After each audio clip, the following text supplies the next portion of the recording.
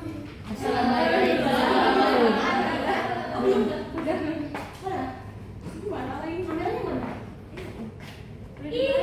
Udah mulai kan? Udah. 1, 2, 3. Action. Udah. Assalamualaikum warahmatullahi wabarakatuh.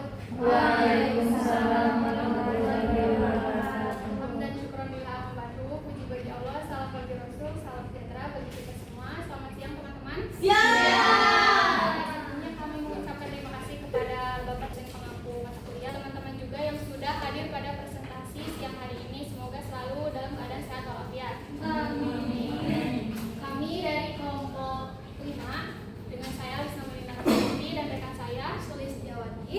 Kami di sini akan memaparkan materi mengenai evaluasi kurikulum. Nah, teman-teman, sudah kita ketahui bersama bahwasanya kurikulum itu merupakan inti dari sebuah proses pendidikan. Nah, namun pada kenyataannya banyak sekali kurikulum yang sudah sangat bagus pada terpas di sekolah-sekolah, tetapi dalam pengimplementasiannya itu masih banyak yang gagal atau kurang efektif. Nah, hal tersebut terjadi karena kurangnya evaluasi. Di situ sudah jelas bahwasanya evaluasi itu perlu sangat penting untuk dilakukan. Hal tersebut bertujuan untuk supaya kita itu tidak terlalu berorientasi pada rencana, itu kan kurikulum itu rencana ya, tetapi juga melihat kenyataan yang terjadi di lapangan seperti itu. Untuk lebih jelasnya di sini ada 10 pokok pembahasan. Yang pertama yaitu pengertian evaluasi kurikulum, kemudian yang kedua ada kedudukan evaluasi kurikulum, yang ketiga ada prinsip dan jenis-jenis evaluasi kurikulum, yang keempat ada tujuan dan dari evaluasi kurikulum, kemudian yang kelima ada fungsi evaluasi kurikulum, yang keenam ada manfaat evaluasi kurikulum, yang ketujuh ada langkah-langkah evaluasi kurikulum, yang kedelapan ada peranan evaluasi kurikulum, yang kesembilan ada model-model evaluasi kurikulum, dan yang terakhir yaitu ada aspek kurikulum yang dinilai. Untuk lebih lanjut, yang pertama yaitu mengenai pengertian evaluasi kurikulum akan dijelaskan oleh Sulis. Oke, jadi di sini apa itu evaluasi kurikulum? Sebelum masuk ke pengertian dari evaluasi kurikulum sendiri, perlu diketahui ya bahwa kurikulum merupakan salah satu bagian dari dunia pendidikan, yaitu di mana kurikulum tersebut bersifat penting gitu. Jadi dengan adanya kurikulum tersebut kita dapat mencapai dari tujuan pendidikan tersebut. Nah, di sini evaluasi kurikulum. Mungkin kalau misalkan kita pisahkan antara evaluasi dan kurikulum, teman-teman bisa mengambil kesimpulan gitu. Apa sih evaluasi kurikulum itu? Oke, yang pertama ada evaluasi. Mungkin teman-teman udah nggak asing ya terkait evaluasi. Kira-kira apa evaluasi? Murojaah. Apa? Murojaah. Oke, selain itu evaluasi apa? Oke, berarti menilai ya. Oke, ada lagi? Memperbaiki. Oke, semuanya benar ya. Jadi secara etimologi, evaluasi itu berasal dari bahasa Inggris, yaitu evaluation atau akar kata dari value, yang artinya value apa? Nilai atau harga.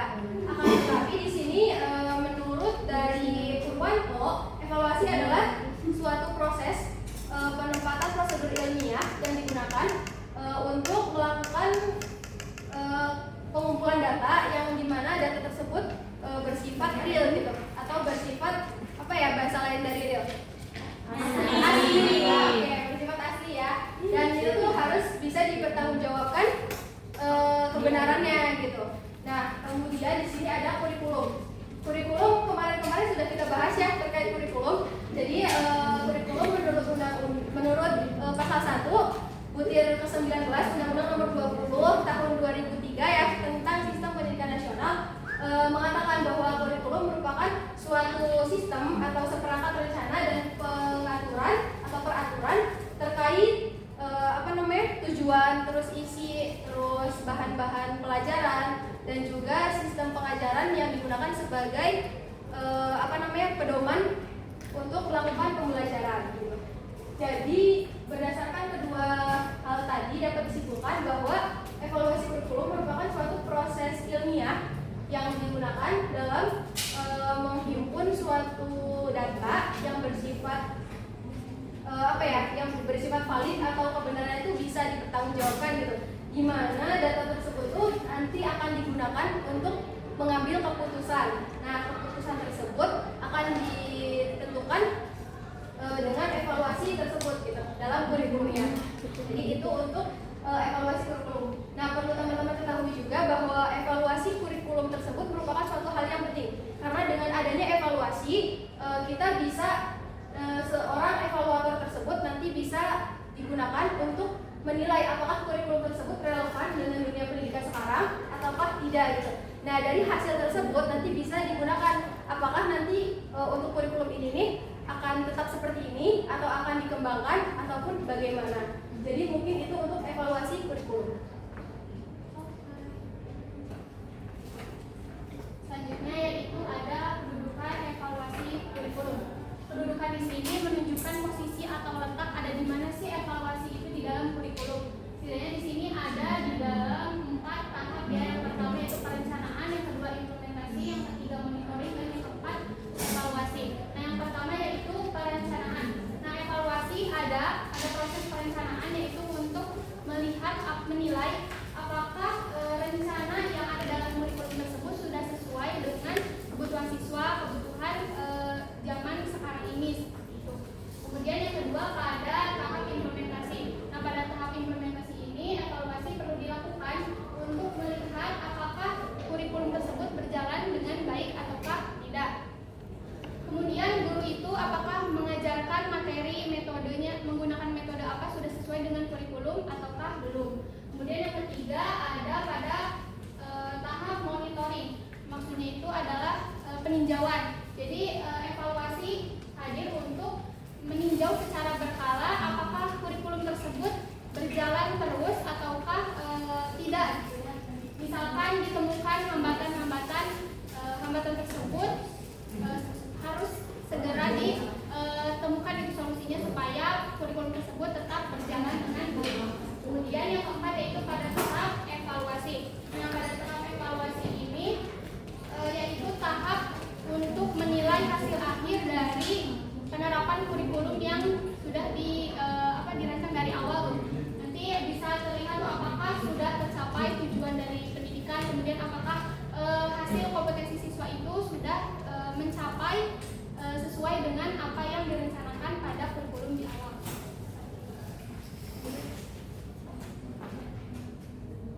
Selanjutnya ada prinsip dan jenis evaluasi. Oke, jadi untuk mendapatkan hasil yang maksimal, seorang evaluator itu harus menetapkan sebuah prinsip-prinsip sebelum dia melaksanakan proses evaluasi kurikulum tersebut. Nah, di sini terdapat 8 prinsip. Yang pertama ada berorientasi pada tujuan dan kompetensi. Ini berarti di mana seorang evaluator sebelum melakukan proses evaluasi itu yang terpenting harus menentukan nih tujuan dari kurikulum tersebut tuh akan seperti apa gitu, atau tujuan dari diadakannya evaluasi tersebut tuh akan seperti apa. Kemudian yang kedua ada relevansi. Nah, di sini teman-teman tahu nggak relevansi itu apa? Kesesuaian. Oke, kesesuaian atau keterkaitan ya.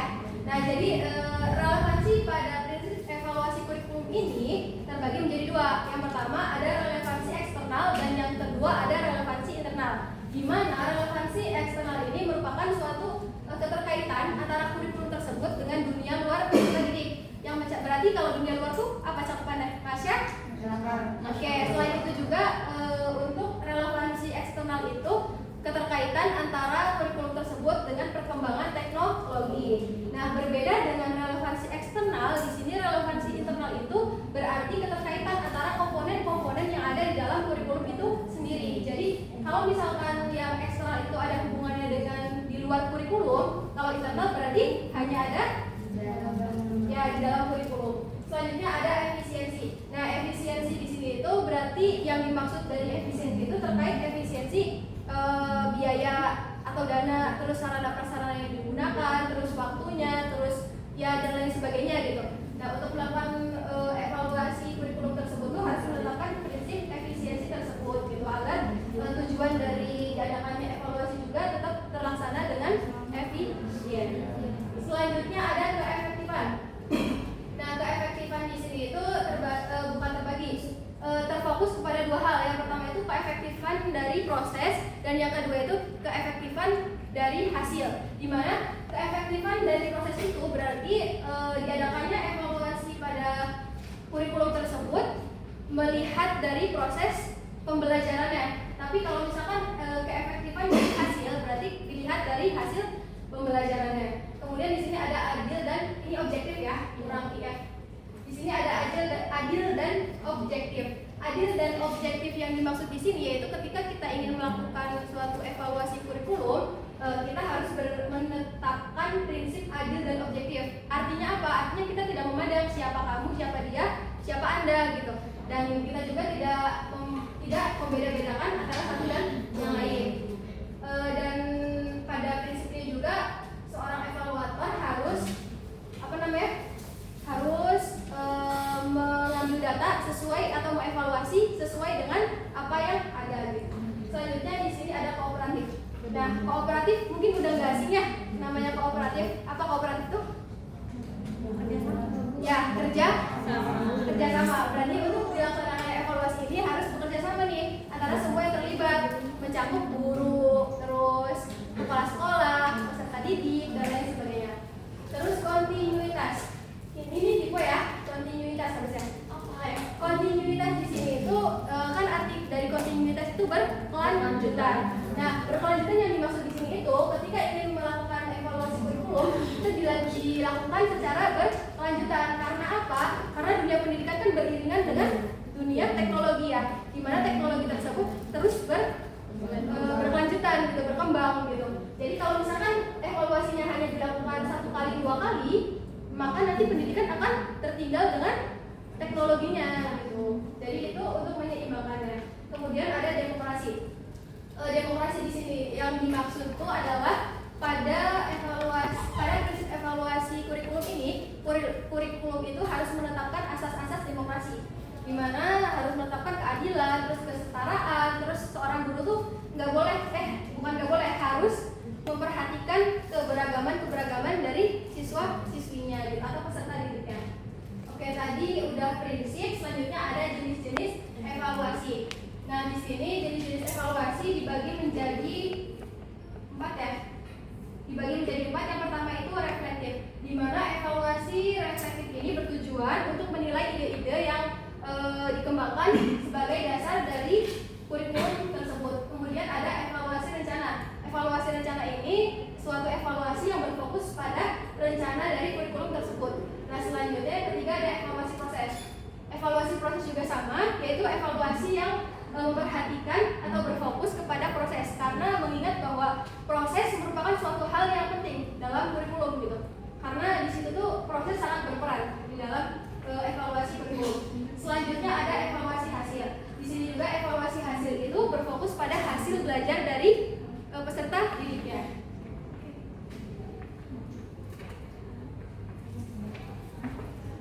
Selanjutnya yaitu tujuan evaluasi kurikulum. Yang pertama yaitu menjadi dasar bagi pengembangan kurikulum berikutnya. Nah, setelah evaluasi dilakukan akan didapat data dan informasi. Nah, tersebut bisa dijadikan sebagai dasar atau landasan untuk kurikulum berikutnya. Kemudian yang kedua yaitu berfokus pada program pendidikan bagi peserta didik. Nah, tujuan evaluasi di sini yaitu untuk meninjau apakah kurikulum ini sudah memenuhi atau memfasilitasi siswa di dalam sebuah proses pembelajaran itu. Kemudian yang ketiga yaitu meningkatkan program yang sedang berlangsung dilaksanakan sebagai alat pengendalian mutu kurikulum. Nah, maksudnya di sini yaitu meningkatkan program yang sedang berlangsung dilaksanakan, misalkan dalam proses penerapannya atau pelaksanaan kurikulum tersebut ditemukan sebuah kendala atau hambatan tersebut dicari solusinya sehingga kurikulum tersebut dapat berlangsung kemudian meningkat. Sebagai alat pengendalian mutu kurikulum itu maksudnya dari evaluasi ini bisa menentukan keputusan apakah kurikulum tersebut akan dilanjutkan atau direvisi atau bahkan bisa diganti. Kemudian yang keempat itu menjadi suatu alat untuk menunjukkan keaslian dan efektivitas program pendidikan kepada masyarakat. Nah, tujuannya di sini yaitu untuk sebagai bentuk pertanggungjawaban dari seorang pengembang kurikulum kepada pihak-pihak yang terkait, yaitu kepada orang tua, kepada siswa itu sendiri, dan kepada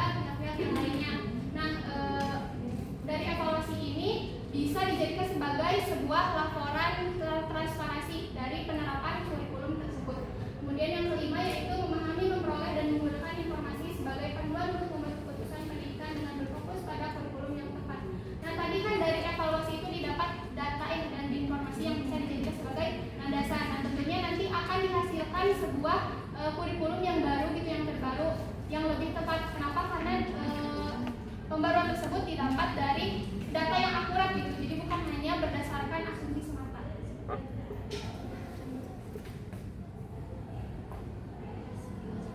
Oke, selanjutnya ada fungsi evaluasi kurikulum. Jadi fungsi evaluasi kurikulum tersebut pertama kali dikemukakan oleh Taylor pada tahun 1949. Beliau berpendapat bahwa fungsi dari evaluasi kurikulum adalah untuk memperbaiki kurikulum itu sendiri. Akan tetapi di sini Scriven itu memberikan asumsi atau memberikan pendapat bahwa evaluasi kurikulum itu membagi dua fungsi. Yang pertama ada fungsi formatif dan yang kedua ada fungsi sumatif. Oke, jadi fungsi formatif itu sendiri fungsi yang dilakukan, fungsi evaluasi yang dilakukan ketika kurikulum tersebut sudah berjalan, berarti sedang berjalan gitu, atau sedang dalam tahap pengembangan, di mana fungsi tersebut akan memberikan masukan-masukan atau akan memberikan aspirasi terkait aspek yang telah memenuhi kriteria. Jadi apakah aspek pada kurikulum tersebut sudah memenuhi kriteria ataukah belum? Nah, aspek-aspek tersebut tuh meliputi model dan juga komponen-komponen yang ada pada kurikulum. Selanjutnya ada fungsi sumatif. Nah, berbeda dengan tadi fungsi formatif, fungsi sumatif ini suatu fungsi evaluasi yang dilakukan ketika kurikulum telah selesai diimplementasikan atau setelah selesai diterapkan gitu.